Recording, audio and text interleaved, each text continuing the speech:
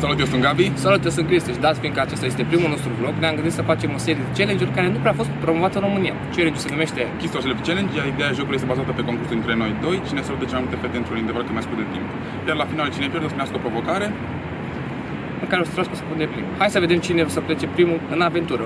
Jucând tradiționalul forfecă hârtie piatră. Hai, 3, 2, 1 și... Se pare că Gabi, deci hai să mergem. Filmează. Bun, deci fii atent. Prima victimă o să-și ia mare refuz, doamne, hai. Hei!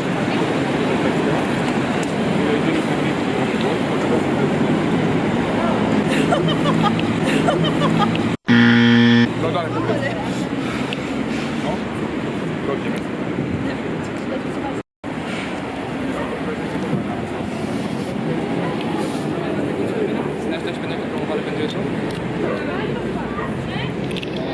Promovare că sunt următorul, dacă eu câștig, dacă vrei să joci cu tine,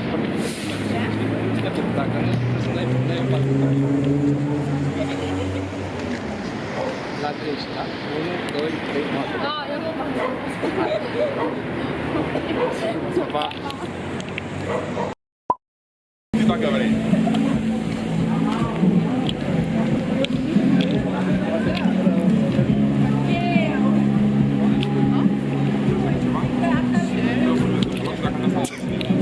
Despre ce?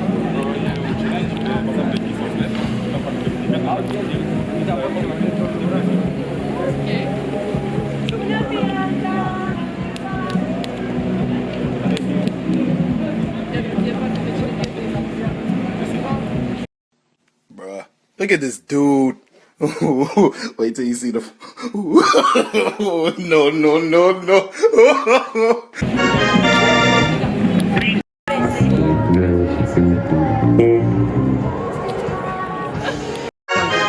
Cenzurez asta în vlog.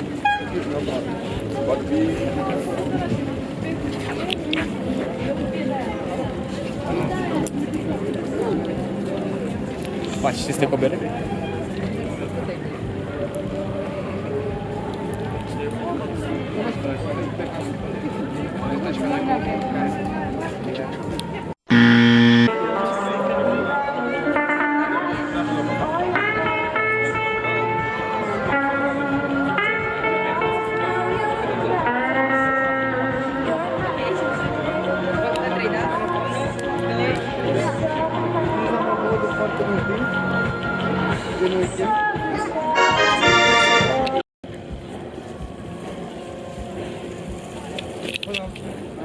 Să ne ajungi pe noi cu o provocare pentru YouTube.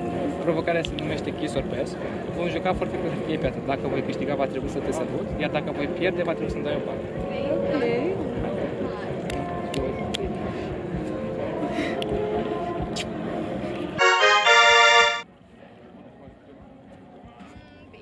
Jocul constă în jucarea foarte cu piatră. Eu dacă câștig, te sărut, dacă mă bați, îmi dai o parte. E ok? Bine.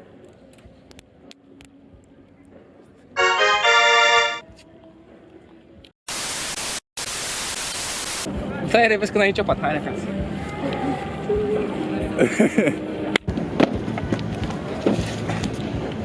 Am mai zis frate. Măcar aici, dacă la fete.